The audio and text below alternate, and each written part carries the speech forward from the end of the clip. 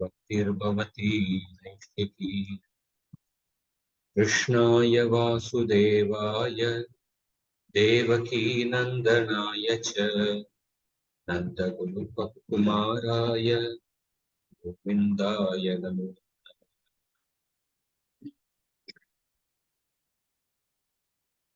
नमः। ज्ञानतिमिरन्दस्य ज्ञानाञ्जनशलाकया चक्षुरोन्मिलितं येन तस्मै श्रीगुरवे नमः। नमो ॐ विष्णुपादाय कृष्णप्रेष्ठाय भूतले श्रीमते भक्तिवेदान्त स्वामिनिति नामिने। नमस्ते सारस्वती देवे गौरवाणी प्रचारिणे निर्विशेष शून्यवादी पाश्चात्य देशतारिणे। जय श्री कृष्ण चैतन्य प्रभु नित्यानंद श्री अद्वैत गदाधर श्रीवासादि गौर भक्तवृंद।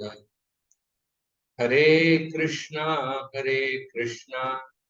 Krishna Krishna Hare Hare Hare Ram Ram Ram Hare Hare.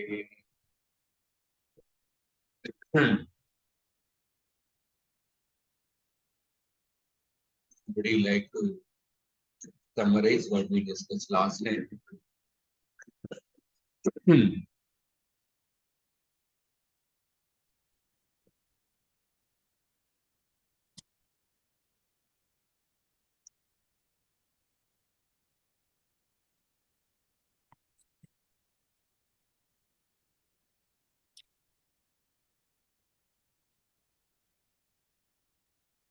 Should I try, Prabhuji? Yes. Yeah, so Srimad Bhagavatam 11.13, Jiva Goswami in his previous Anuccheda comments on Vakya spoken by Hamsa Avatar. All gunas such as equanimity, absence of attachment, take shelter of Krishna, who is free from gunas and indifferent to him. Srimad Bhagavatam 1.16.20, in conversation between personified from Satya Saucha, Mother Earth lists 39 qualities of Lord Krishna: Samyam, Asanga, Nirguna, Nirpeksha, Sridham, Priyam, Mother Earth, and lists many qualities apart from these qualities mentioned by Hamsa Avatar. Qualities are present in Lord Krishna eternally and sahaja, that's naturally. They never diminish or gets destroyed. Sridhar Swami 1.16.30, Brahmayatva, Sharanyatva, you discussed the meaning of these. They never, Jiva Goswami gives one more quotation, how the qualities never diminish. That is from Vishnu Puran. There are many divisions of time, Muhurat, etc., but all these divisions of time cannot transform the qualities of Supreme Lord or even the vibhutis of Supreme Lord. Then Samavaya and Samyog Sambandha was discussed. So in this world, some dravya, they are not eternal. Example, the pot. But in case of Supreme Lord, who is eternal and his essential qualities in him, they are also eternal. Nitya Gate Nityam. Time has absolutely no control over eternal. Srimad Bhagavatam 10.28.6, prayers offered by Varun Lord Krishna. In all aspects of absolute truth, Brahman, Paramatma, and Bhagwan, Maya is not seen or heard or has no influence. Maya orchestrates creation of the world. Sridhar Swami's commentary, Maya ya na bhavati iti artha. Srimad Bhagavatam 5.16.3, Parikshit Maharaj speaks to Shukdev Goswami. From this, one will know that Bhagwan is transcendental. Then, second canto, fifth chapter, Brahma's prayers to Vasudev, conversations with Narada. Maya potency is shy to stand in the path of Lord's vision. He says, I offer my obeisances to Vasudev, by whose invincible Maya people call me Jagat Guru. Then Brahma Samhita prayers were quoted. Great devotees like Varuna and Brahma, servants of Lord Krishna, who is completely free from Maya. Then 29 three shlokas quoted by Mother Devaki to Lord Krishna. Devaki speaks about prayers as Krishna has appeared as avatar in the world. Amrit Vapuha, or death personified is afraid of Krishna. Time is under control of Krishna. Srimad Bhagavatam 10.3.25. In the first shloka, she says, when everything becomes unmanifest, only you remain. Shesha. 10.3.26. The second shloka, you are the friend of unmanifest, Prakriti, and time factor, by which the cosmos becomes active. And that is your action. And it is divided by nanosecond. Nimesh, 2 years, lifetime of Brahma, but you are the master of time and you're abode of auspiciousness. Third verse, 10.3.27. All the human beings are constantly afraid of death and they flee to different places, but unable to conquer fear of death. But somehow, by some good fortune, if they take shelter of your lotus feet, then they finally become peaceful and get happiness because death personified is afraid of you. Right. Yeah, thank you very much, Neetaji. Last time we discussed in the 29th Anuccheda. The 29th Anuccheda, we'll just go through the purport and then we'll go ahead. So in the 29th Anuccheda, Jiva Goswami is especially talking about how even when the Supreme Lord appears as an avatar in this world, his body is still transcendental. So the word avatar is often translated as incarnation, but it's not the exact, because if you see the word incarnation comes from the root word carnal. Carnal desires means the desires related to the body which is made of flesh. So incarnation is divinity appearing in a carnal body. So actually, in the case of Avatara, he never appears in a carnal body. He appears in a transcendental body. Incarnation is not a very exact translation of the word Avatara. But oftentimes this word is used to describe the word Avatar, because the Lord's body does not undergo any transformation, like the material nature. It does not undergo any form of transformation. So previously we discussed in the Bhagavad Sandarbha, in the Anuccheda 10, there the description of Vaikuntha Loka was given. Pravartate yatra rajas tamastayo Sattvam cha mishram nacha kala vikram. 2.9.10. So when describing Vaikuntha, it was described that Vaikuntha is transcendental to the three modes of nature and is free from the influence of time factor. And then it is described that the Supreme Bhagavan presides over Vaikuntha. So since the Supreme Bhagavan presides over Vaikuntha, and Vaikuntha is free from the three gunas and free from the influence of time factor, naturally, the person who is presiding over Vaikuntha, he must also be free from the three gunas and the influence of time factor. So it was proved that in Vaikuntha, the Bhagavan's body is free from the influence of the three gunas and free from the time factor. But one may give an objection that okay, Lord's body is transcendental when he is situated in his abode. But when he comes to this material world, as an avatar, he must accept a material body. After all, everything in the material world is material. Just like everything in the spiritual world is made of spirit, everything in the material world is made of matter. So therefore, when the Lord appears in this world, he accepts a material body. So therefore, he took birth like an ordinary child from Devaki. And then he grew up like any other baby. So in order to dispel this doubt that even when the Lord appears in this world, his body is not material but transcendental. In order to dispel this doubt, Jiva Goswami has quoted 3 shlokas from the prayers of Devahuti 10.3.25, 24, 25, 26.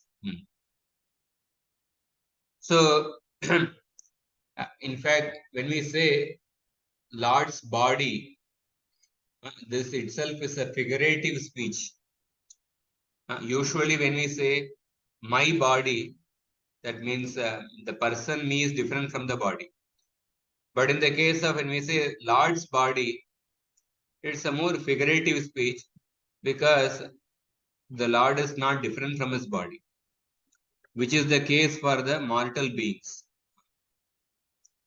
whose bodies are material. And so the first verse which Devahuti has quoted, you can see in the screen. Nashte loke dviparardavasane mahabhutesh adibhutam gateshu vyakte vyaktam kala vegena yate bhavan eka shishyate shesha samyaha. What does this verse say? That at the end of at the time of the pralaya, dvipararda refers to the lifetime of Brahma. At the end of the lifetime of Brahma, when all the mahabhutas, when they enter into the subtle platform, when the manifest enter into the unmanifest because of the time factor. So at that time, the only person who remains is the Bhagavan. So therefore, he is called by the word Shesha. The only person who remains is Bhagavan. Therefore, he is called by the word Shesha. So this itself shows that the Supreme Lord, because he remains after the Pralaya, this shows that his body is not material. And this shows that the time has no influence on him. Because time exerts its influence on the 3 gunas of nature. But here, the Lord remains after the Pralaya. That means the time had no influence on him because his body is not made of the 3 gunas. And this time factor is also not independent. And this is spoken by Devahuti in the next shloka. That is 26th shloka. Yoyam kalas tasyate avyakta bandho cheshtam ahus cheshtate yena vishwam nimeshadir vatsarantu mahiyams tam tu ishanam kshemadama prapadye. Oh, avyakta bandho, friend of the unmanifest. So by the time factor, you only activate the entire universe. And this time is divided into Nimesha to Vatsara. And you are the master of the time factor. Tam tu Ishanam. And you are the abode of auspiciousness. Kshema Dama. To such a person, I offer obeisances. So here, so in this particular verse, Devahuti is clearly saying that time is the Lord's bodily movement. Because she has mentioned Cheshtam ahus cheshtate yena vishwam. The time is the Lord's bodily movement. When the Lord opens his eyes, that is the time for creation. When the Lord closes his eyes, that is the time for annihilation. So that means generally the movement of the bodily limbs is under the person's control. So similarly, the time is the Lord's bodily movement. That means the time must be under the control of the Supreme Lord. And the Lord's bodily movement refers to his glance. When he opens his eyes and glances, then the creation starts. So Nimesha literally means what? Twinkling of an eye. Vishnu Sahasranama also the word comes Nimisha, Animisha Sragvi. So the Nimesha is also used as a unit of time equal to the time it takes to blink the eyes. So when the Lord is inspired to create, he glances at the material nature, and when he closes his eyes, that is the time for the complete annihilation. So creation and destruction happen under the influence of time. So Kala means a time, but another meaning of the word Kala also means death. Because time destroys everything. So Kala is also called as death. So even in the Bhagavad Gita, Krishna said that the 11th chapter, as in the form of the time factor, I am the destroyer of everything. And death actually is prevailing from highest planet to the lowest planet, and nobody can avoid the death. And this was definitely taught in the story of Durvasa Muni and Ambarish Maharaj. So in the third verse which Devahuti has spoken, Martyo Mrityu Vyala Bita Palayan Lokan Sarvan Nirbhayam Natya Gachat Tvat Padabjam Prapya Yadrichayadya Swashta Shete Mrityurasmad Apeti. This is a beautiful shloka around 15 years back. There was in Bombay, there was a rumor or some hyped up thing about the swine flu during the Janmashtami time. So at that time, in that particular year, so nobody was allowed to enter into the temple because of the swine flu scare. So in that year, there was a Bhagavatam class on Janmashtami day. His Holiness Radhana Swami Maharaj gave the Bhagavatam class on this particular shloka. Martyo Mrityu Vyalabhita Palayan. So this verse says that Martya refers to the human beings. The human beings, even if they go to all the planets, they cannot get freedom from the fear of the time factor, which is like the serpent. Mrityu Vyalabhita Palayan. Tvat Padabjam Prapya. Only by if by Yadrichaya, by some good fortune, that means by some association of the devotees. By association of the devotees, that is the real good fortune. When a person obtains the shelter of your lotus feet, Tvat Padabjan Prapya. So at that time, Swastaha Shete Mrityurasmad Apeti. At that time, he becomes truly peaceful, because even the death personified is afraid of your lotus feet.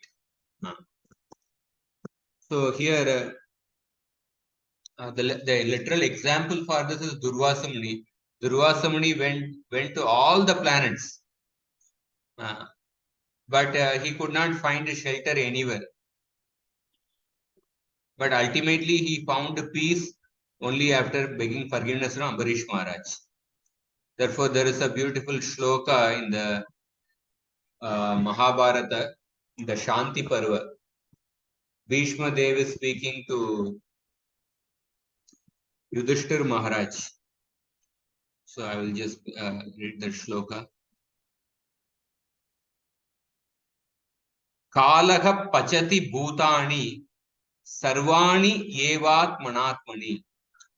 So the time factor consumes all the living entities. Pachati here means the sense it consumes. Yasmin tu pachyate kalas tam vedeha na kashchana. But that person who consumes the time factor, or that person who controls the time factor, nobody knows that person. So it refers to the Bhagavan. Time brings an end to all living beings who are all within its jurisdiction, but nobody knows that person by whom time is terminated. Time itself is terminated. So therefore we have the verses like Yad Bibetis Apanna Samsmritim Goram Yannama Vivasho Granan Tatasadyo Vimuccheta Yad Bibeti Swayam Bayam. Fear personified is afraid of Krishna. And Devahuti is also saying that Kshema Dama Prapadye, I offer my obeisances to the abode of auspiciousness.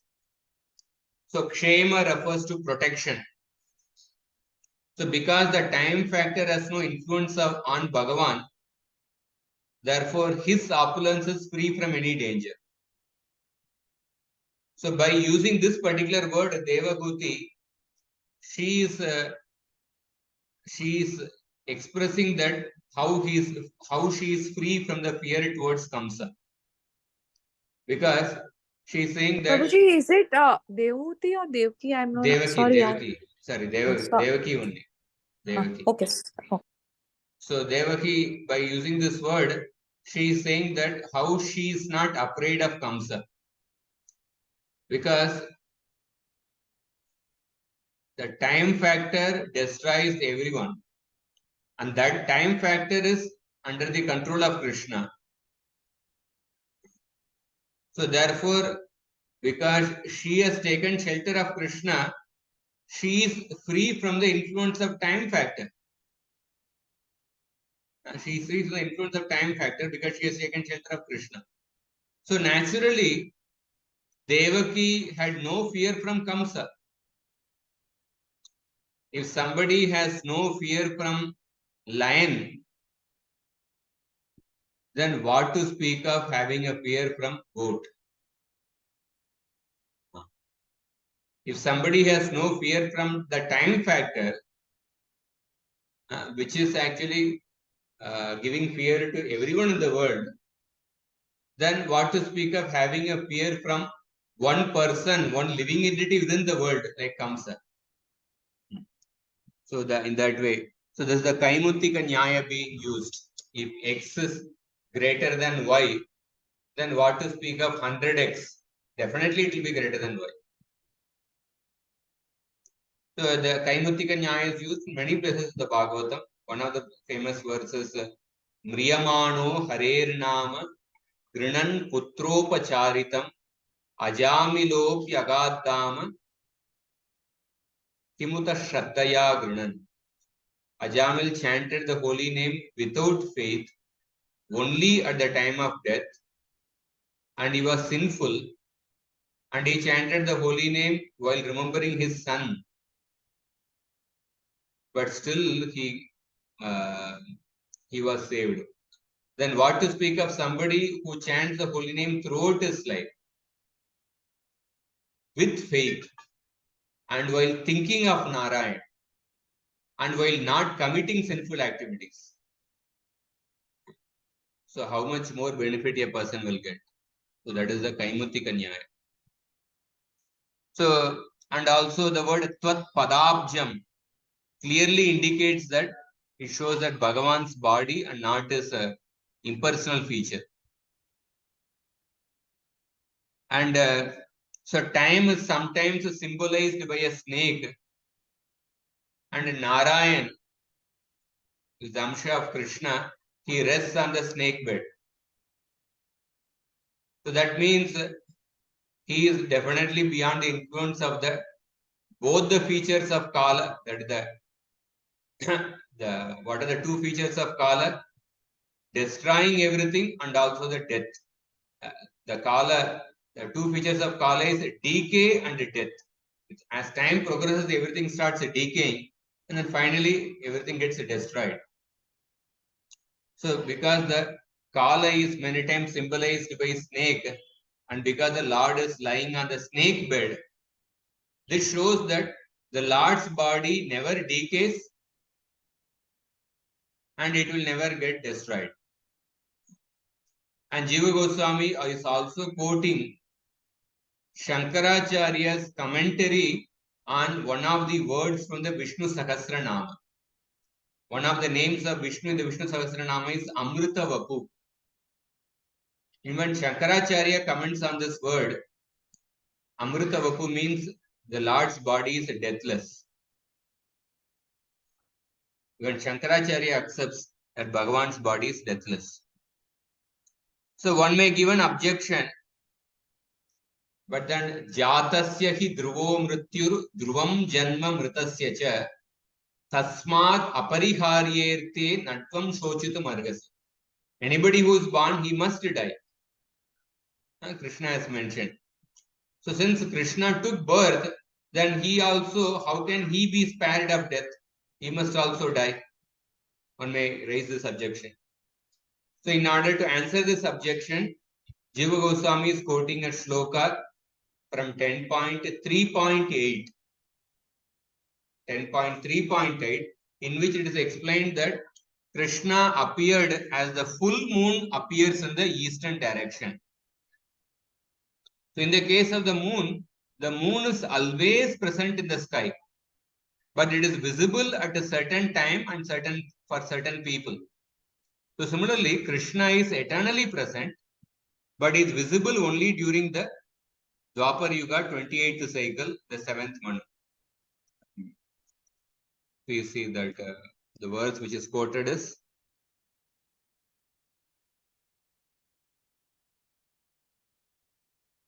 10.3.8. Pradurasid yata prachyam dishinduriva pushkalaha. The first paragraph. So that verse is. So therefore, Krishna's appearance is like the moon is always present, but sometimes becomes visible to certain people. For certain people, it is not visible. And so one may give again an objection that the living being, the living entity also does not take birth. The Atma is also called as Ajar, because living entity, Atma is always eternal. So, but then, so what is so special about Krishna's birth? The living being accepting a body is designated as birth, but there is no actual birth for the Atma. So if Atma is also unborn, then what is so special about Krishna's birth? So therefore Krishna says that Ajopi san avyayatma. In the case of the living entity, the body he obtains, it starts decaying, it gets destroyed. But Krishna's body is transcendental, it never deteriorates. Avyayatma. He never changes the bodies. And he appears by his own Atma Maya and not through the agency of karma or not through the agency of the material energy. And so in this way, therefore we say Janma Karma Chame Divyam. Krishna's birth and activities are transcendental. So this is the 29th Anucheda. So we'll discuss the 30th Anucheda. Sorry, Prabhuji, to interrupt. Can you tell me the spelling of this carnal? Carnal is C-A-R-N-A-L.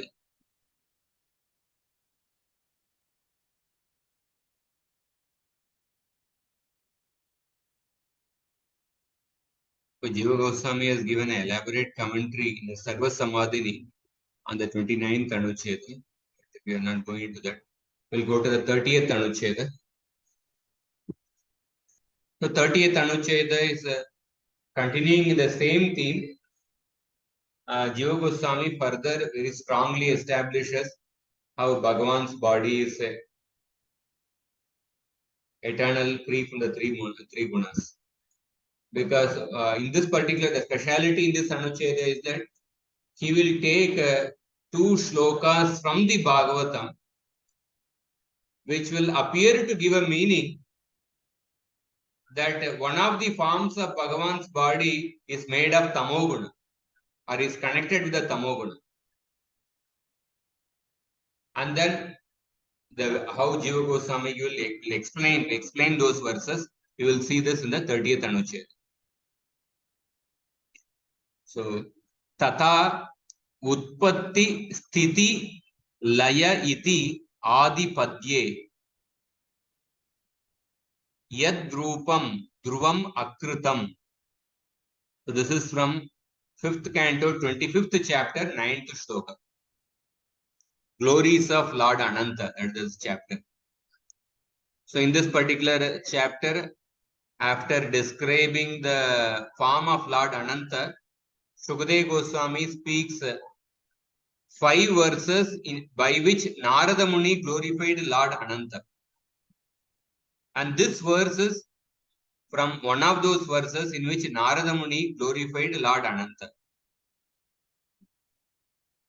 Tata utpatti sthiti laya iti adipadye yadrupam dhruvam akritam. So in the 5th canto, Sukadeva Goswami says that dhruvam akritam. Dhruvam means his form is eternal, permanent. Akritam, it is not created. It is not created. So this comes in that shloka.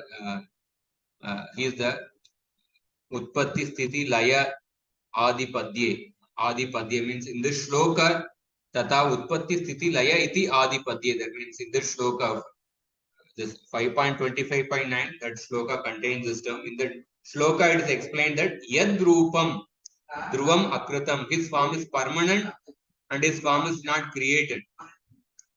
So whose rupam is being talked about? Yad rupam means his rupam. Whose rupam is being talked about? Yasya here means Sri Sankarshanasya, the form of Lord Sankarshan. Sankarshanasya rupam.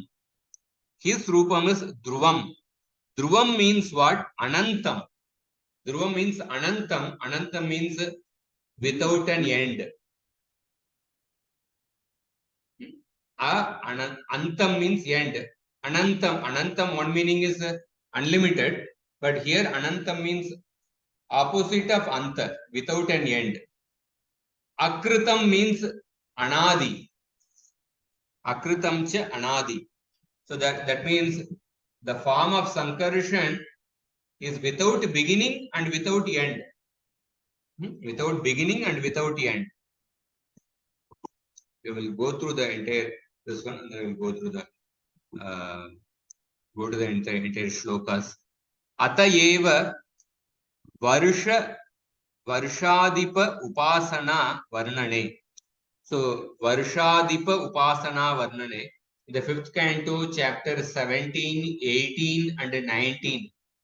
In these 3 chapters, the 9 Varshas of the Jambudvipa, starting from Ilavrita Varsha, Hari Varsha, Kim Purusha Varsha, Bharata Varsha, Uttara Kuru Varsha.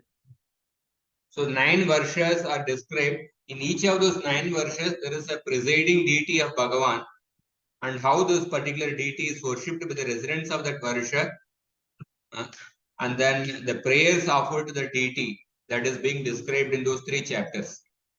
Atayeva Varsha Adipa Upasana Varnane. In the description of the worship of the presiding deities of those Varshas, Bhavena Api Tadrupam Adhikritya Uttam. Bhava refers to Lord Shiva. Bhavena Api. That means Lord Shiva was he was there in the Ilavrita Varsha. So Lord Shiva is describing the form of Sankarshan. He is glorifying, he is offering, because his object of meditation is Sankarshan. And he offers prayers to Sankarshan. So when Lord Shiva is describing Sankarshana, this following verse is given. That is 5.17.19. Nayasya Maya Gunachitta Vrittibir Nirikshato Hyan Vapit Nirikshato Hi Anu Api Drishti Rajyate. Nirikshato Hi Anu Api Drishti Rajyate. What is the meaning? Nayasya Maya Gunachitta Vrittibir. So generally in this world, when we glance over something, when we see different scenes, even or when we even hear something, our mind gets affected by what we hear and what we see. When somebody goes to a movie and then sees different scenes in the movie, that also affects the person's mind. that creates impressions in the mind. But in the case of the Lord, although he glances over the material world for the purpose of creation, maintenance, and destroying, his glance is not even to the slightest extent. So, nirikshato hi anu api. Anu api means even to the slightest extent. Drishtir ajyate. Even to the slightest extent, it is not subject to the fluctuations of the mind. Nayasya maya guna chitta vrittibi. Chitta vritti means fluctuations of the mind. There is no vikara in his mind, which it's not subject to the fluctuations of the mind, which operate under the control of the material gunas. So this is spoken by Lord Shiva when he is glorifying Sankarshana. He is clearly mentioning how the Lord is not affected by the three gunas at all. Yattu, going ahead, Yattu tatra tadeva rupam adhikritya Sri Shukena Yavai Kala Bhagavatas Tamasi. So here, Yattu Tadeva Rupam Adhikritya. It should be noted, however, that Shukadeva Goswami in another place, that is 5.25.1, when he is describing the same form of Sankarshana. So in the 17th chapter, in the Ilavrita Varsha, Lord Shiva is meditating on Sankarshana and he is glorifying Sankarshana.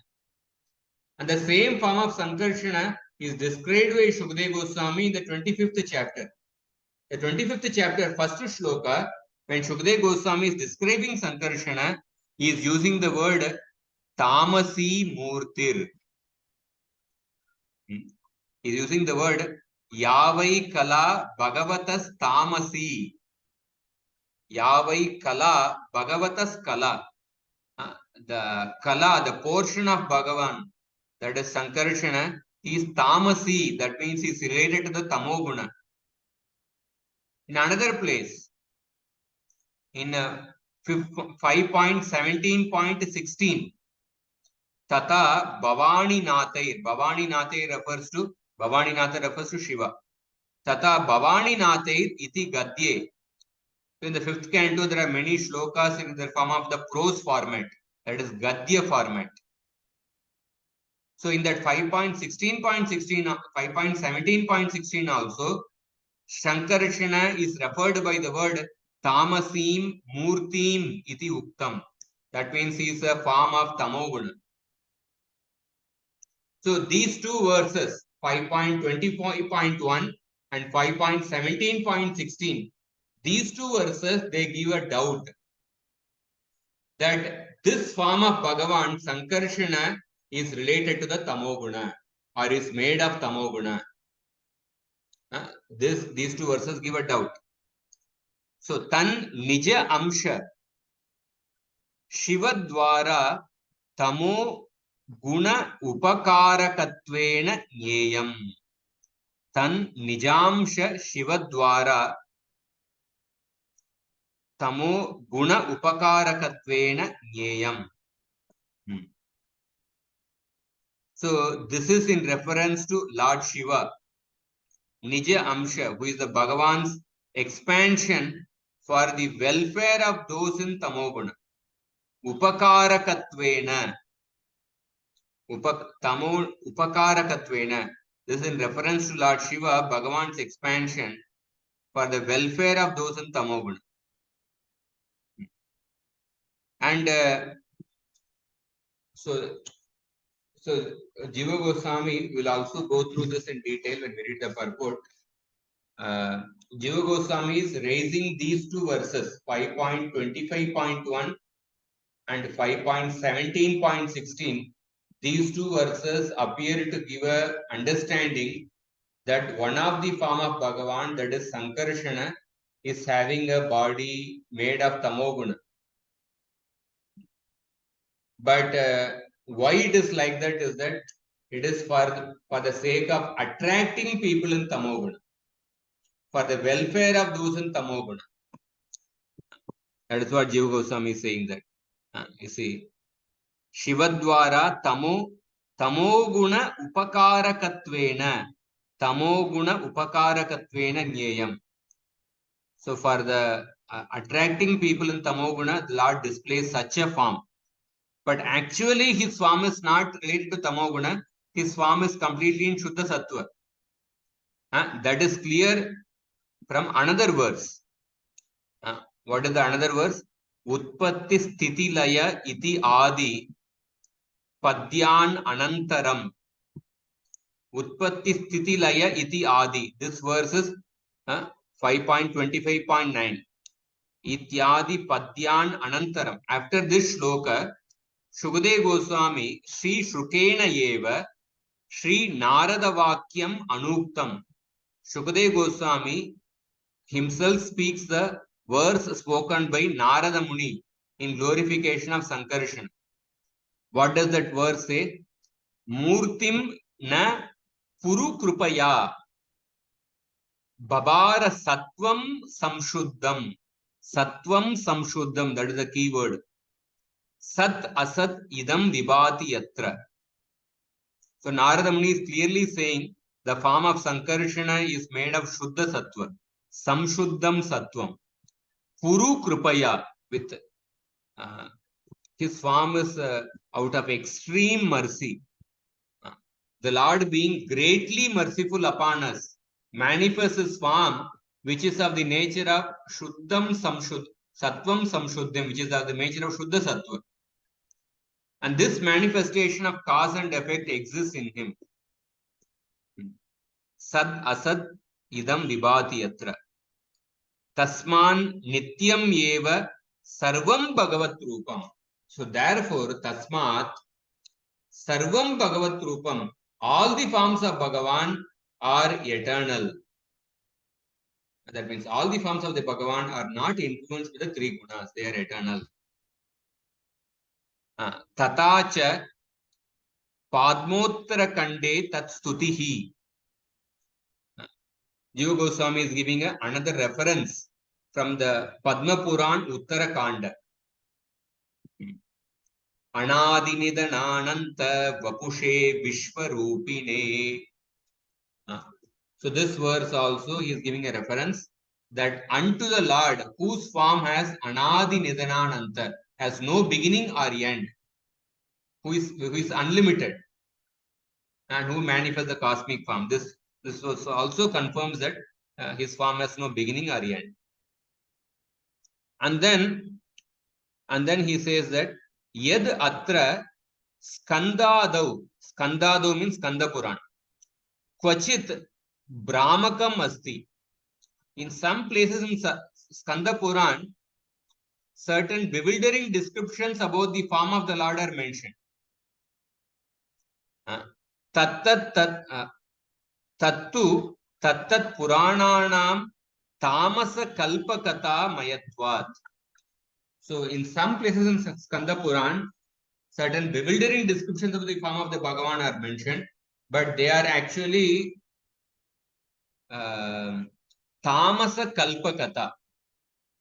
They are katha related to the tamasa kalpa. The katha related to the tamasa kalpa.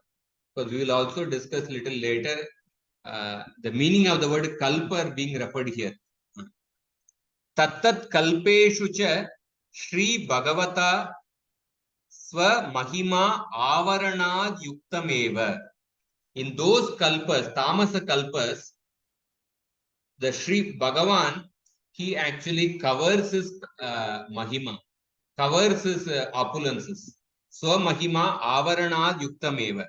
So therefore, those Puranas which describe those tamasa kalpas, they give bewildering descriptions of Bhagavan as if the form of Bhagavan gets destroyed. Taditi na Bhagavatva Pratipadana Param Shushka Vairagya Shiva Mahimadi Tatparya Katvat. Why such a description is given? As if the Lord's form also gets destroyed in certain places in the Puranas. in order to inspire renunciation in the people. Shushka Vairagya. And in those kalpas, they will describe, and those portions of the Shastras, they will glorify other devatas like Lord Shiva. So such misleading statements do not truly describe the reality of Bhagavan. Rather, the purpose of such statements is to propagate Shushka Vairagya, dry renunciation. And another purpose is to glorify Lord Shiva, Shiva Mahima. And are you able to see the screen? Or is it very small? Yes. Okay.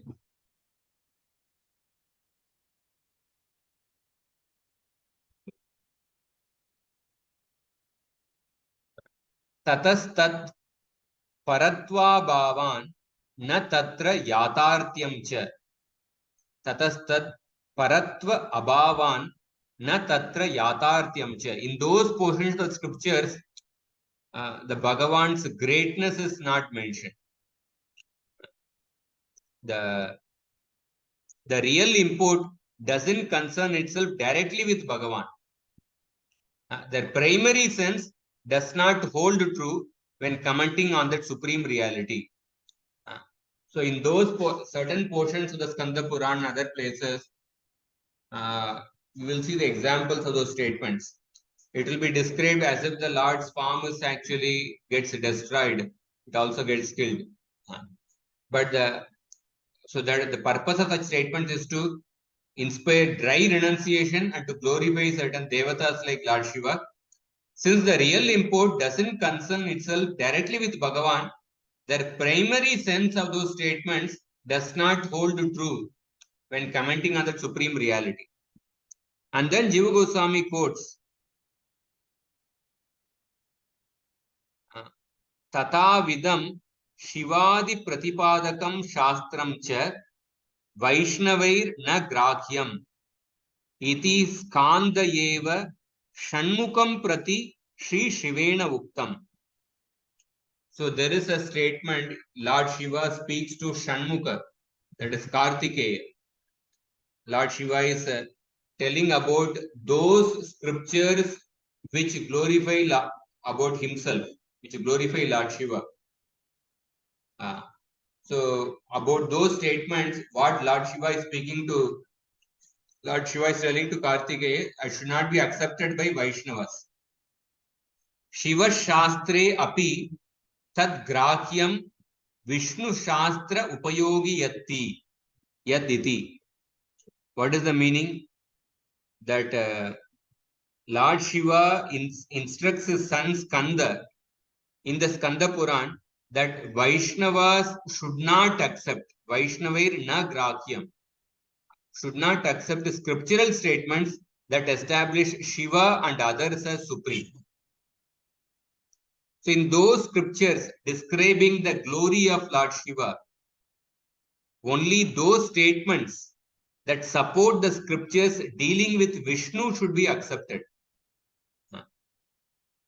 Those scriptures describing the glory of Lord Shiva, only those statements that support the scriptures dealing with Vishnu should be accepted.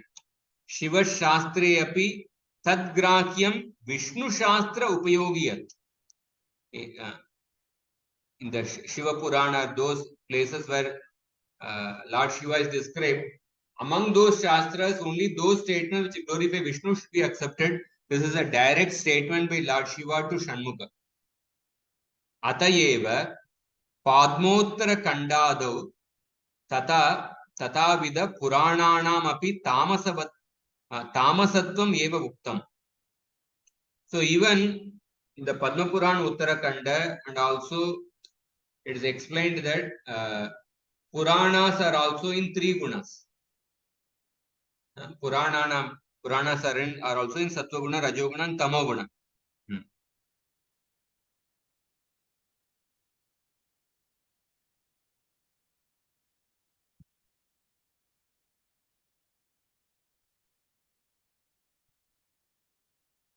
Further, so nachaivam tesham purananam apramanyam apatitam. So just because those Puranas contain statements which apparently speak that the Bhagavan's body is also gets destroyed, which speak about the glories of Shiva as supreme. Because of that, don't consider those Puranas as inauthentic. Don't consider that as apramanyam. So Paramatma Sandarbhe Darshayitva Yishyamanena Matsya Purana Vachana Anusarena Tamasa Rajasa Kalpa Katamayatvam Tesham. In the Paramatma Sandarbha, it will also be explained. It will also be shown in Paramatma Sandarbha. According to the statements of the Matsya Purana, that Puranas are classified into or Puranas have descriptions in the Puranas are classified into three gunas, and Puranas have description in the Rajasa Kalpa and the Tamasa Kalpa.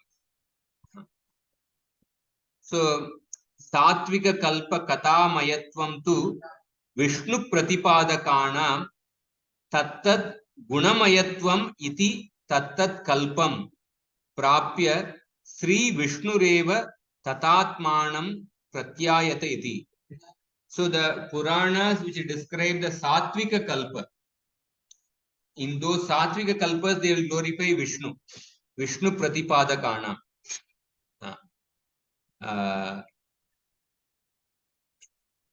So they'll glorify Vishnu actually. So the Puranas that establish Vishnu as the supreme relate to stories from the Satvika Kalpas. So when we say that Puranas are in a particular guna, it means that it is Sri Vishnu who appears in these various kalpas, in various gunas, and expresses his personality in that way. So the particular Purana then glorifies him accordingly. So therefore, the Puranas are not imaginary. The Puranas are not imaginary. Tataiva tatat Puranam prastauti. Tasmad yata drishtam eva tattat vachanam na anyatatvam vakati. So the purpose why such descriptions are there, it's also for the purpose of because there are people in Rajoguna and Tamoguna who are not ready to worship Vishnu, who cannot appreciate the worship of Vishnu. So in order to gradually elevate them, Puranas describe the glories of other devatas as supreme, and then in that way they give a program for the gradual elevation of these people also. So kintu satvat sanjayate jnanam. So the real knowledge comes from Sattva Guna. This is Bhagavad Gita. Iti Brahmakandasya iva Satvika Purananam Sarva Urdhva Jnanam iti eva labhyate. So only from reading the Satvika Puranas we get the highest knowledge. So only the Satvika Puranas offer the Sarva Urdhva Jnanam, the most complete and authentic knowledge. And Tacha Satvika Purana eva drishyate cha. Tadapi Paramatma Sandarbhe Lekyam. This will also be described in the Paramatma Sandarbha. So Padma Patala Kanda Vaishakya Mahatmecha. For example, in the Padma Purana, there is a section called as a Patala Kanda, in which there is a particular section called as a Vaishaka Mahatmya. In that there is a shloka. Vyamohaya characharasya jagatastete purana agamaha. Chara acharasya, moving and non-moving living entities. Vyamohaya, in order to bewilder the moving and non-moving living entities of this world, Puranas and Agamas have been created, have been written. So this is also another confirmation. In order to bewilder the moving and non-moving living entities, Puranas and certain Puranas and Agamas are written. How they bewilder? By apparently describing the Bhagavan's body as if it is destroyed, as if it is temporary, and by glorifying other devatas as supreme. For example, a similar description also comes in the Bhagavatam.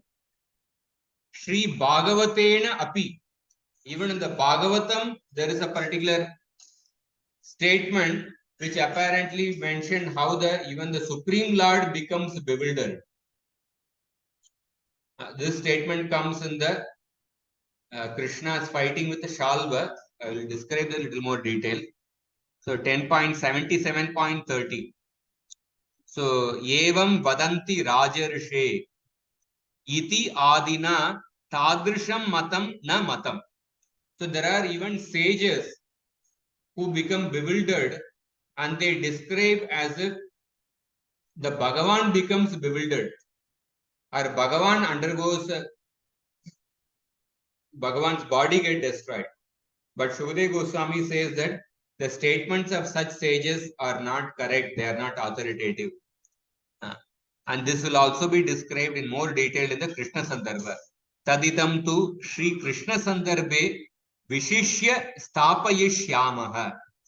This section will also be described in Krishna Sandarbha in more detail. Swamatam tu Satyam Shaucham Dayak Shantir Ityadina Sri Prithivi Vakyena Kanti Maha Goja Balanam Api Swabhavikatvam Avyabhicharitvam Darshayata Darshitam. Swamatam tu, but the Shukdev Goswami's own conclusion or our conclusion is described by such statements where even the Supreme Lord's qualities such as Goja, Bala, his sense power, cognitive power, all these are swabhavika, they are innately present in him and they are eternally present in Bhagavan. This was already shown in the 26th Anuccheda when we discussed that Mother Earth statement. Just in the beginning, Mataji summarized that. And then Nashte Loka Ityadina Shri Devaki Vakyena cha.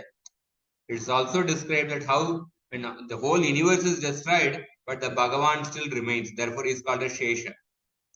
Tatsmat Sadhu Uktam Yad Rupam Dhruvam Akritam. So, therefore, it is proper that the Bhagavan's body is Dhruvam.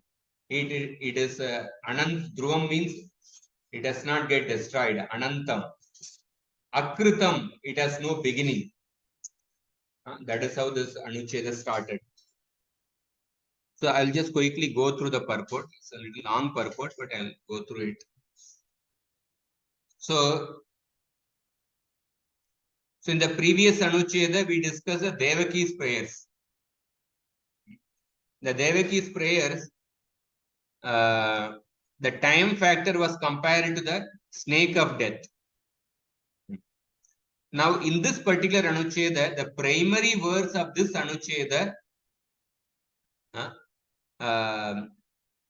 refers to the verse about Lord Ananta, who has the form of a snake, and this Lord Ananta is also the cause of the cosmic dissolution. The primary verse of this Anucheda is that Yad Drupam Dhruvam Akritam, that is 5.25.9. This is a verse about Lord Ananta, who has the form of a snake and who is the cause of Pralaya. So this is a further indication that Bhagavan is beyond death. So this particular verse 5.25.9, it is from 5th canto, where Shukdev Goswami describes the entire cosmic manifestation, starting from 16th chapter till the 26th chapter. So after explaining the the 7 lower planetary systems, Atala, Vitala, Salatala, etc. Shukdev Goswami describes the region below the lower planets. That region is the place where Lord Ananta resides. That is Patala Loka. That is the lowest planet is the lowest planet is Patala Loka, and below Patala Loka, 30,000 yojanas below Patala Loka is the abode of Lord Ananta. So where he is holding the Bhumandala, as if the Bhumandala is like a mustard seed. So first in the 25th chapter, Sukadeva Goswami describes Lord Ananta. After describing Lord Ananta, he repeats 5 verses spoken by Narada Muni in glorification of Lord Ananta. So Narada Muni glorified Lord Ananta in front of Brahma. So Jiva Goswami quotes one part of the shloka, that is 5.25.9.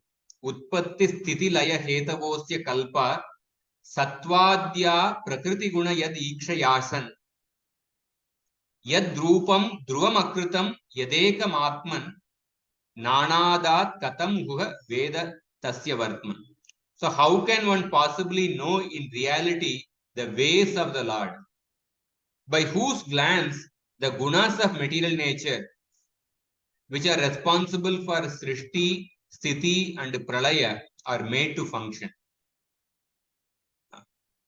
Though his form is permanent, Dhruva, and Akrita, uncreated, that means without beginning, it has become this multiform cosmos.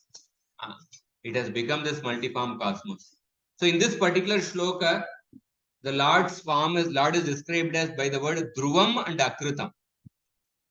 Sridhar Swami says that Dhruvam means Ananta, without end. Akrita means without beginning, Anadi. So in the Nyaya Shastra, the objects are classified into 4 groups. Prag Abhava, Pradvamsa Abhava, Nitya and Anitya. What is the meaning of each of that? Prag Abhava means that which has no beginning but has an end. That which has no beginning but has an end. So suppose there is a pot is there. Suppose you take a gulab jamun. So at a particular point, a gulab jamun is created.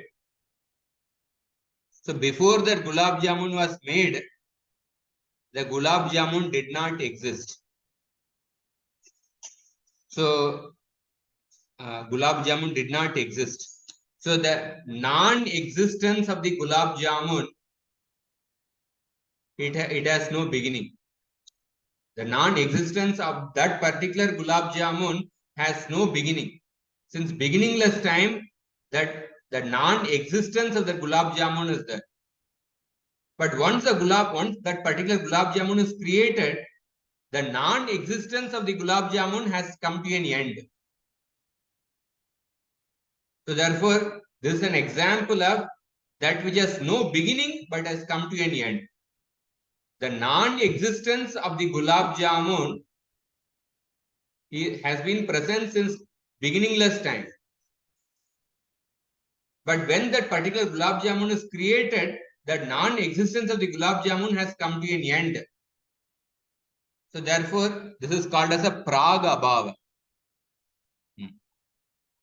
And suppose when a person eats the gulab jamun, so when we talk about a gulab jamun, when a gulab jamun is made, the gulab jamun has come into existence. The existence of the gulab jamun has a beginning. And when you eat the gulab jamun, that gulab jamun has come to an end, and that gulab jamun has come to an end, and this absence of the gulab jamun, that will be there till the endless time. The absence of the gulab jamun will be there till endless time. The gulab jamun was created at a particular point in time, and when the gulab jamun is eaten, the gulab jamun is consumed, and the absence of the gulab jamun will be there till endless time. So this is an example of a pradvamsa bhava. Pradvamsa bhava means those objects which have a beginning but no end. Because the gulab jamun has a beginning, it is created, but after it is eaten, the absence of the gulab jamun, that is endless. So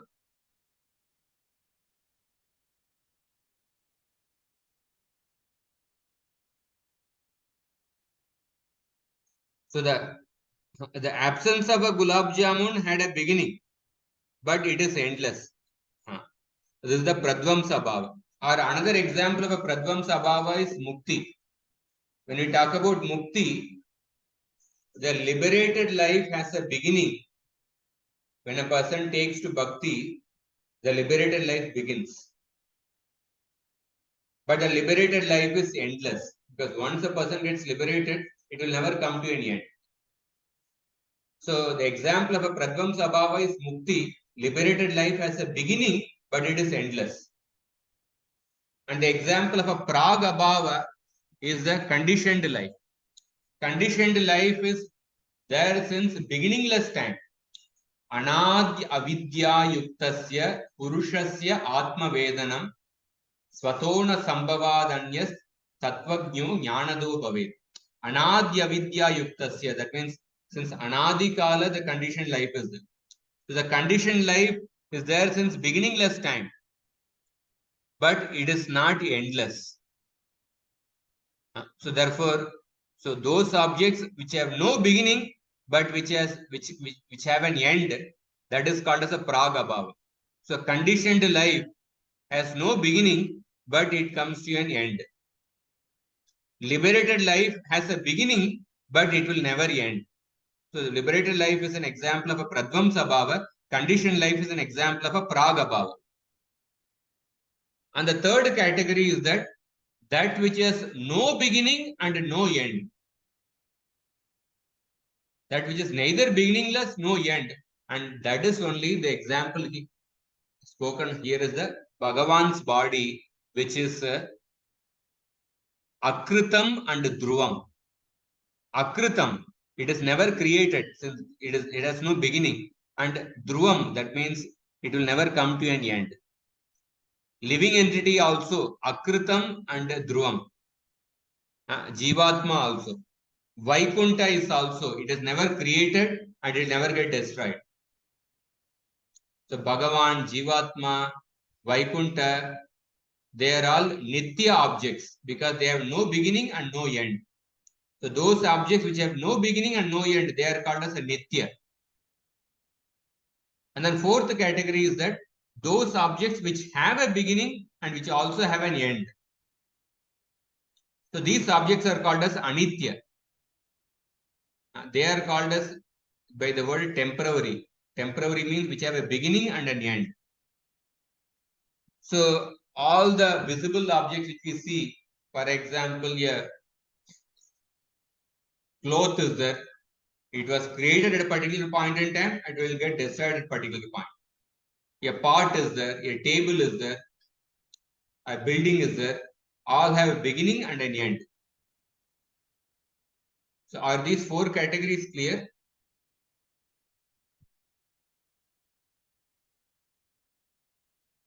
Yes, yes. Pragabhava, Pradvamsabhava, Nitya and Anitya. Pragabhava is that which has no beginning but an end. The example is the conditioned life. Pradvamsabhava is that which has beginning but endless, liberated life. Nitya is that which has no beginning and no end. Bhagavan, living entity and Vaikunta. Anitya is which has both a beginning and an end. So why I am mentioning these four categories? Because this verse says that Bhagavan's body has no beginning and no end. Therefore, he is Nitya. Dhruvam and Akritam. Now, one may raise a doubt. I'll just take 10 more minutes and we'll end. So one may raise a doubt. So even if the Lord's body has no beginning or end, but it may undergo transformation like material nature. Material nature is also eternal. It is nitya. But material nature undergoes transformation. Similarly, the Lord's body may also undergo transformation. But this verse, it denies that also, because Nayasya Maya Guna Nayasya Maya Guna Chitta Vrittibir. Guna Chitta Vrittibir. That means the mutation of the gunas occurs due to the glance of the Lord. The Lord does not anu api. The Lord's chitta vritti, he never undergoes any transformation when he's discharging creation, maintenance, and annihilation. His mind does not. There is no vikara. There is no transformation in his chitta vritti. That means this shows that the Lord existed before the gunas mutated, and the Lord does not undergo any change. So this doubt that the Lord may undergo transformation, that is also refuted. So, in the 5th canto, 17th chapter, in the Ilavrata Varsha, Lord Shiva is glorifying Sankarshana in 8 verses. So in that 5.17.19, Lord Shiva says that although the Sankarshana glances at Maya, he is not influenced by her, which means that his body is transcendental. So now a doubt is raised. What is the doubt? In the 5.17.16, Sankarshana's form is called by the word Tamasi Murti. And in 5.25.1, his form is called as Tamasi. So these phrases clearly state that Sankarshana's body is in Tamoguna. Additionally, Sankarshana is the object of meditation for Lord Shiva. And Sankarshana is also worshipped by the daughters of the Serpent King. Daughters of the Serpent King, they also worship Sankarshana. So because Lord Shiva is related to the Tamoguna, and the daughters of the Serpent King, they are all related to the Tamoguna. Because Suta Goswami elsewhere states that Shiva and the serpents are in Tamoguna, and those who are in Rajoguna and Tamoguna, they worship deities in those particular gunas. Rajastama Prakritaya Samashila Bhajanti Vai. This is the Bhagavatam verse. Birds of a feather flock together. People in Rajoguna and Tamoguna, they worship deities in Rajoguna and Tamoguna. So because Lord Shiva is related to the Tamoguna, and because the daughter of the Serpent King, they are also in Tamoguna, and because they are worshipping Sankarshana, therefore Sankarshan must also be in Tamoguna. So therefore this is the doubt. Doubt is that Sankarshan's body is in Tamoguna. So the response is given by Jiva Goswami. He is giving the response. He is giving 5 points. The first, he quotes the verse spoken by Narada Muni, in which Narada Muni says that 5.25.10 that Sankarshan, out of great mercy upon us, the Lord has manifested this form of Shuddha Sattva. We read that verse. He has manifested this form made of Shuddha Sattva. Sattvam Samshuddham clearly state that Bhagavan Swami is transcendental. It has nothing to do with the 3 gunas. And again, in the 5.17.21, in another verse spoken by Shiva in glorification of Sankarshan, that Lord Shiva is saying that Sankarshan is free from Tribir Vihinam. Sankarshan is the cause of creation, maintenance, and dissolution, but he is free from Tribir Vihinam. He is free from the three gunas. And then in the same shloka 5.17.16, in which Sankarshana is described by the word Tamasi Murti, but in the same shloka also describes Sankarshan by the word Turiya. Turiya means one who is beyond the three gunas. So therefore, this also contradicts the literal meaning of the word Tamasi Murti. So because Turiya means one who is beyond the three gunas, so therefore for the because Tamasi Murti, we cannot take the literal meaning of the word Tamasi Murti. That means literal meaning of the word Tamasi Murti is one who is made of Tamoguna. But the same verse uses the word Turiya, therefore we have to find out another meaning of the word Tamasi Murti. What is the another meaning of the word Tamasi Murti? That is given by Vishwanath Chakur Thakur in the purport. He says Tamasi means Sri Ananta's body is a source of annihilation, which is in Tamoguna. But factually, his body is Turiya. Tamasi means Ananta's body, the source of annihilation, and the annihilation is in Tamoguna. But factually, his body is Turiya, beyond the gunas of nature, Shuddha Chinmaya. And this is also confirmed by Maitreya Rishi in the 3.8.3.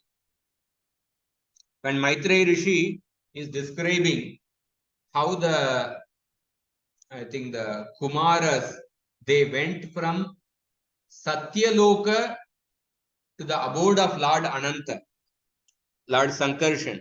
So there it is described that the original Lord Sankarshan, who has perfect knowledge, is situated at the bottom of the universe.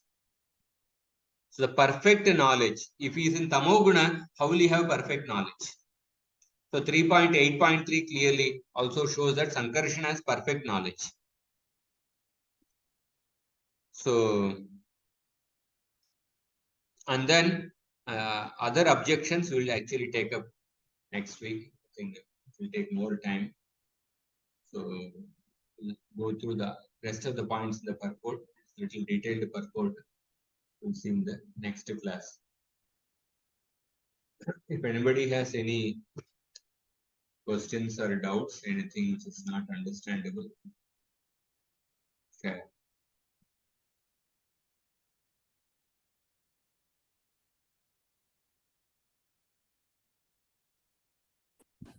Morning and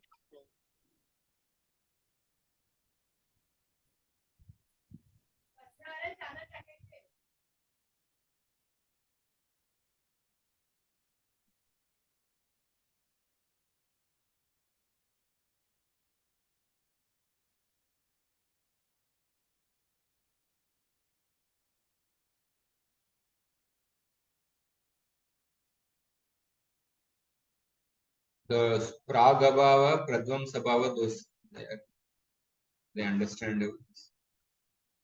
Yes, Prabhu. Only thing I wanted to know was you said there's a kalpa, Satvika kalpa and Rajasic kalpa and all those things. I didn't know ki the kalpas also had this smoothska. That is, you will see in the purport actually. Okay. Here the word kalpa refers to Shastra and not the usual. The kalpa has many meanings. Normally, the word kalpa refers to the day of Brahma. We see the 30 days of Brahma in a month. They are called as Padma kalpa, Shweta Varaha kalpa, etc. But if we take kalpa referring to the day of Brahma, there will be other contradictions. So here the word kalpa refers to the Shastra. Certain portions of the Shastras are in Rajoguna or Tamoguna. Why such certain portions of the Shastra in Rajoguna and Tamoguna? Because in order to gradually elevate people in Rajoguna and Tamoguna. So that is the meaning we have to take. Because according to the Medini Kosha, one of the meaning of the word kalpa is also means the Shastra. That meaning we have to take. Why we should not take the word kalpa as the day of Brahma? We'll see that in next class. Okay. Thank you. Haribol. Yes, Prabhu. So I just joined. I just forgotten that the class today. But can you just summarize within a minute what we have discussed? Yeah, what we are discussing is that Jiva Goswami is saying that how the Lord's body is transcendental. It is not a material. So for that, he is in this particular Anucheda, 30th Anucheda, he is particularly choosing two verses from the Bhagavatam. When you see those verses, when you see those verses, it will appear to give the meaning that the body of Sankarshana is one of the form of the Supreme Lord. The body of Sankarshana is made of Tamogun. Those two verses are 5.25.1 and 5.17.16. Because in these two verses, the word Tamasi is used. Tamasi, Murtim and Tamasi. So then he gives a reconciling explanation that actually we should not, why such words are explained, why such words are used, Tamasi or Tamasi Murtim, and how his form is actually not in Tamoguna, but his form is actually Shuddha Sattva. And for that, he is giving other verses from the same Bhagavatam and other verses from other places also. So therefore, he concludes by saying that all the forms of Bhagavan, they are actually, their body is not in three gunas, it is in Shuddha Sattva. So we discussed previously, Vaikuntha is free from the three gunas. Vaikuntha is free from the time factor. So naturally, the person who presides over Vaikuntha, he must also be free from the three gunas. He must also be free from the time factor that we previously discussed. But one may say that Lord who is presides over Vaikuntha, when he comes as an avatara in this world, when he comes as an avatara, his body must be made of the three gunas. I don't have any problem in saying that his body in Vaikuntha is free with the three gunas. When he comes as an avatara in this world, his body must be made of three gunas. So this is an objection by some people. So therefore, in order to address that objection, we discussed the three shlokas spoken by Devaki, Mother Devaki, to Krishna. 10.3.24, 25, 26.